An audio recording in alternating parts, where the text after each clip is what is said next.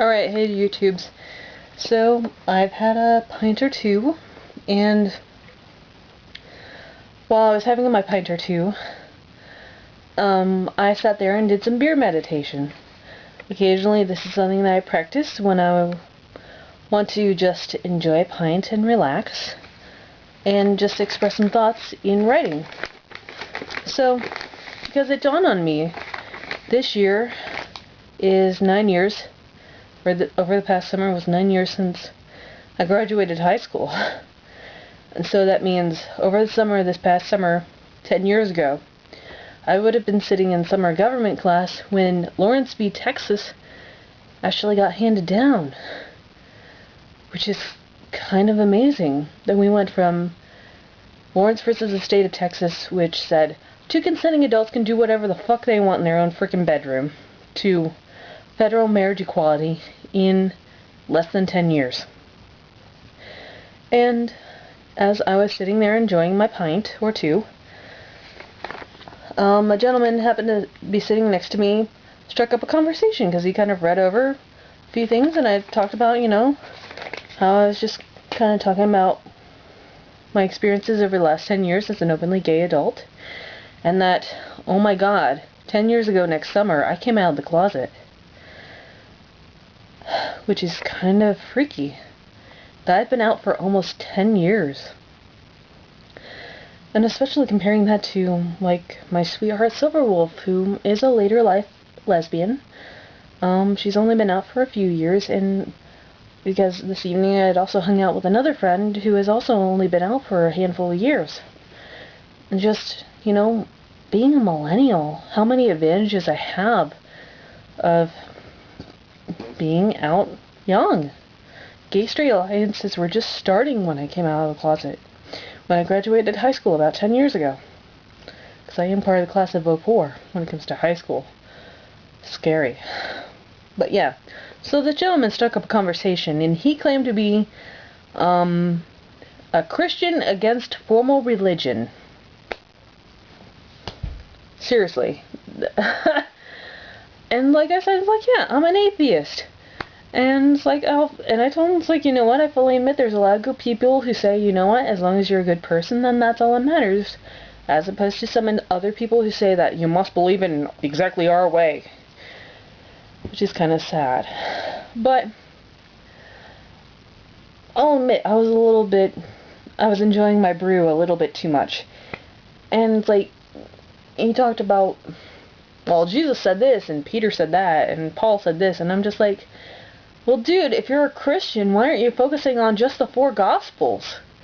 If you're following anything else, then you're appalling. You're not a Christian.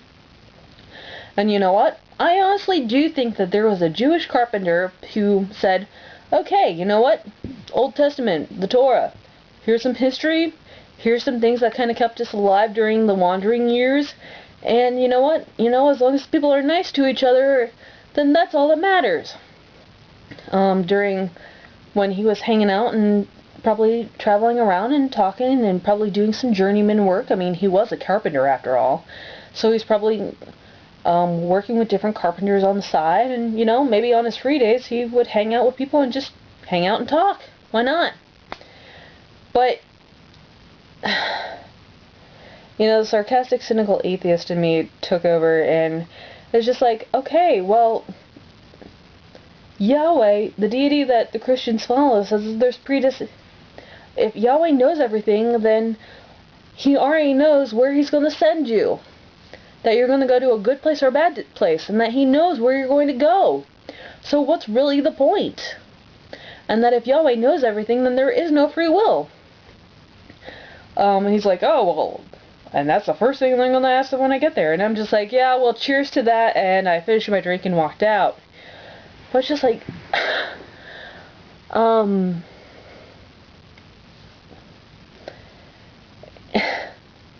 religion just makes me scratch my head. I was like, and I mentioned Mithra, which was a Greek deity around the time that Christianity was starting to really spark, per se. But Mithra is more dedicated to the upper class, whereas Emmanuel of Nazareth was more dedicated to the lower class. And that's actually one of the things that historians actually think led to Christianity really catching on, was that Emmanuel of Nazareth was more for the working folks and the poor folks. And so a wider population base could actually accept it and really identify with it. So I just find it funny. I mean, I went there to enjoy my pint and write. And out of my pint, I probably got 3/4 of a page, which probably could end up being more because, I mean, I do backs and fronts on my beer meditation. But yeah, I had to start chit-chatting with a non-denominational religious person who was against religion, but was a Christian. I don't really comprehend that. How can you be against religion but be for Christianity? Isn't that like an oxymoron? That's like... Okay. Not going to take any cheap shots at my buddy Anubis.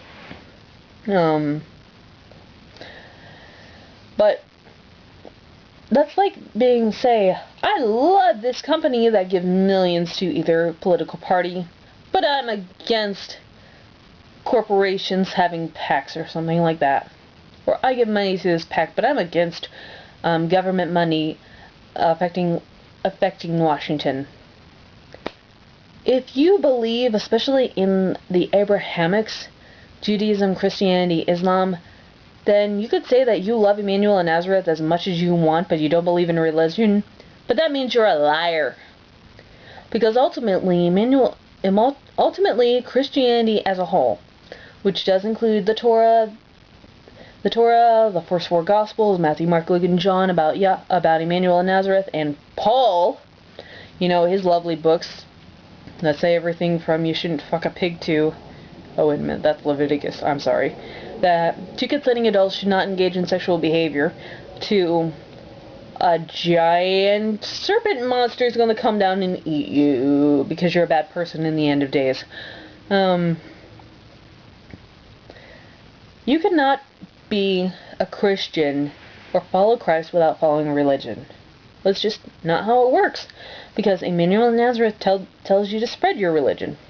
And by spreading your religion, you're part of a religion. Guess what?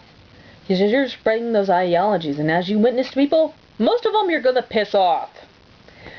So, yeah. And that's why exactly I said cheers, drank the last of my pint, and walked home. But I just find it quite hilarious, if not a little bit disturbing, the conversation I had this evening. So, peace out, YouTubes.